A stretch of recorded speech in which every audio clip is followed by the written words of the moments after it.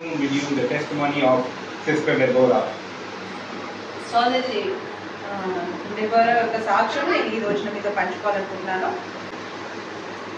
After having the first child, మొదటి కుమార్ పుట్టిన తర్వాత she was not conceiving having the second child.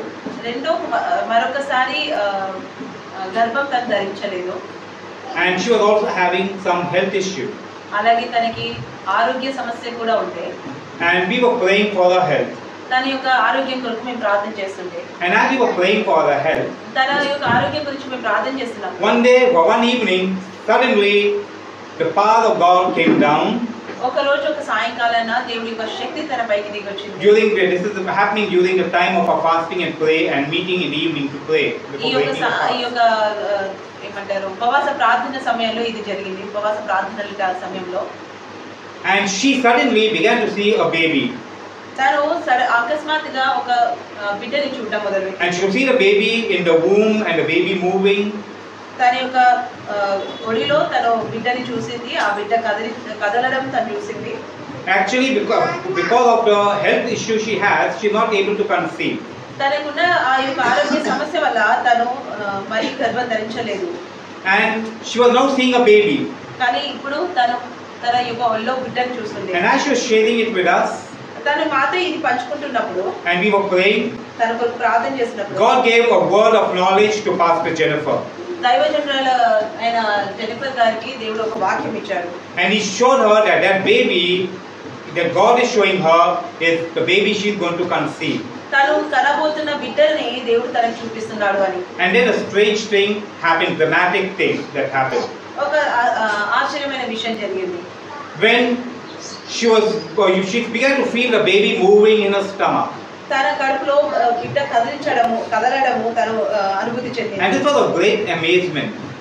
ఇది నిజంగా ఆశ్చర్యమైన విషయం. How could a baby that is just maybe not even a month old begin to move?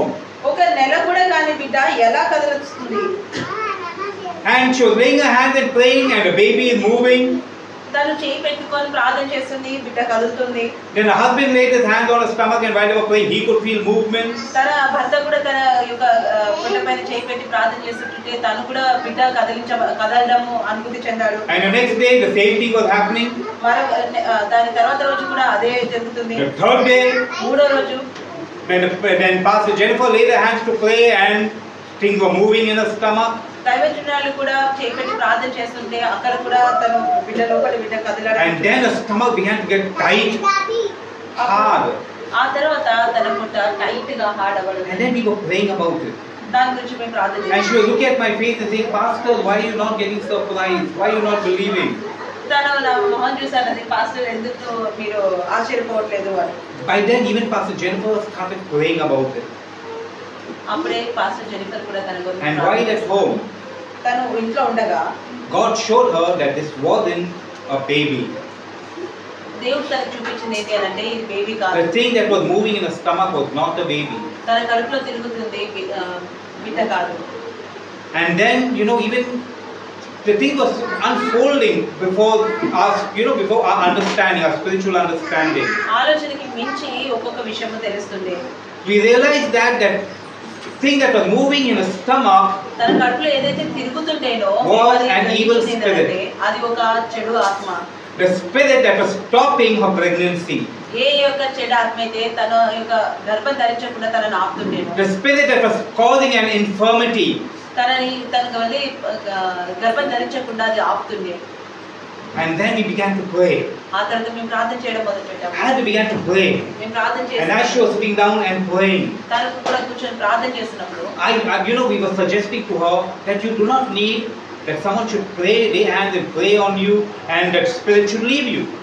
మేమన్నాము, నీవు ఒకరు మీ పైన చేయి పెట్టి ప్రార్థన చేస్తే అప్పుడు ఆ చెడ్డాత్మ మిమ్మల్ని విడిచిపోయి ప్రార్థన చేయాల్సిన అవసరం లేదు. అలాంటి ప్రార్థన మీకు ఇంకొకరు మీరు చేయి పెట్టి ప్రార్థన చేయాలని మీరు ఎదురు చూడాల్సిన పని లేదు. That means we were not going to battle and command a spirit to leave. But when the light comes in you, because the word of God says, where there is light, darkness will dispel. When the light of God begins to fill you, the Spirit will not be able to stay in you. దాని అర్థం ఏంటి అంటే ఎప్పుడైతే దేవుడు వెలుగు నీలోకి వస్తుందో, ఎప్పుడైతే దేవుడు వెలుగు నీలో నిండుతుందో ఆటోమేటిక్ గా ఆ చీకటి అనేది తొలగిపోతుంది, ఆ చెడు ఆత్మ అనేది. And we advised her while we were praying with her. We told her to continue to keep praying and let God and the Holy Spirit move.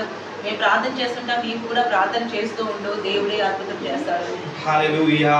And as she was praying, తను ప్రార్థన చేస్తుండగా, when she was laying her hands here, తను ఇక్కడ చేయి పెట్టి ప్రార్థన చేస్తుండగా, that is moving to the other. ఆ యొక్క కదలిక ఇంకో వైపు. When you lay your hands there, అటువైపు చేయి పెట్టి ప్రార్థన చేస్తుంది, it's moving to the other end. అది ఇంకొక వైపు నడుస్తుంది. And then when she was praying, the Spirit began to move to her neck. ఆ తర్వాత ఆ ప్రార్థన చేస్తుండగా ఆ యొక్క ఆత్మ గొంతులోకి వచ్చింది. But it was fighting. కానీ తను ఆ యొక్క ఆత్మ యుద్ధం చేస్తుండే. It did not want to go. అది బయటికి పోవాలని అనుకోలేదు. But as she was praying, కానీ తను ప్రార్థన చేస్తుండగా it became a war between the Spirit of God, the holiness of God, and the evil spirit. పరిశుద్ధ ఆత్మకి అలాగే ఒక చెడు ఆత్మకి అదొక యుద్ధం లాగా అయింది. Finally, ఆఖరిగా the Spirit left her in the form of vapor.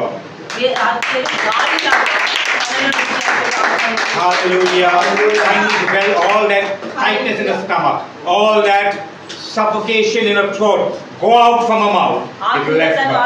తన అనుభూతి చెందింది ఏంటంటే ఏదైతే తన కడుపులో తిరుగుతున్నట్టుగా, తనకి ఏదైతే తనని ఇబ్బంది పెడుతున్నట్టుగా ఆత్మ, ఏదైతే తన కంఠంలో అడ్డుగా పడి ఉండేనో ఆత్మ, ఆ ఊపిరి ద్వారా తనలో నుంచి బయటికి విడిచిపెట్టిపోయింది.